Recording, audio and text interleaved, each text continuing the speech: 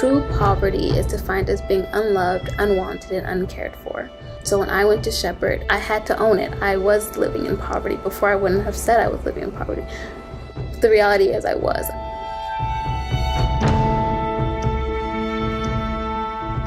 So growing up, it was just me, my mom, my brother, and my sister. Things started to fall apart maybe when I was about 4 or 5.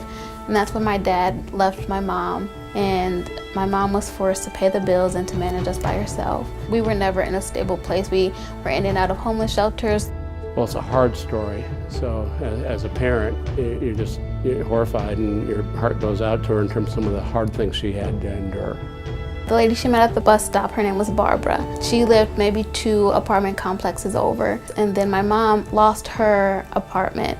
So we all ended up moving into Barbara's 1-bedroom apartment. I don't think we really realized the physical abuse that was going on and the emotional until she brought it up. I don't think we ever really realized, really what was going, how rough it was at home.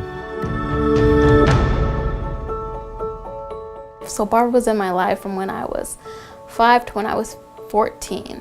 So 9 years of being abused. And after Barbara passed away, I knew I needed to cleanse my heart from the hatred that had overcome it.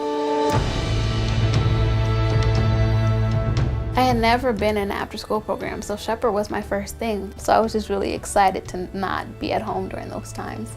Her and her sister were the ones coming to after-school program first, and then her older brother eventually came later. And that's really, I think, where we started to create some bonding with the whole family. I was exposed to so much good things going to Shepherd. They cared about me, they cared about my family, they cared about where I've been, they cared about where I was going. People don't care what you know until they know how much you care, and Shepherd cares.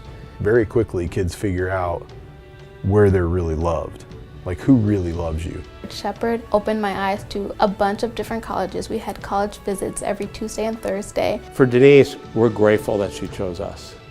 She's a great associate. She's very good at her job. She works hard.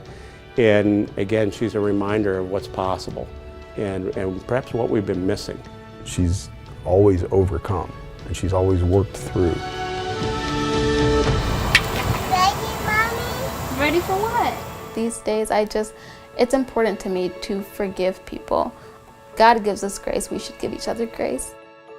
There's a huge opportunity for all of us in this community. If you take Shepherd's focus, its values, its faith orientation, you combine that with people who are crying out in need, and then you can combine that with companies that see an opportunity, we could change this city.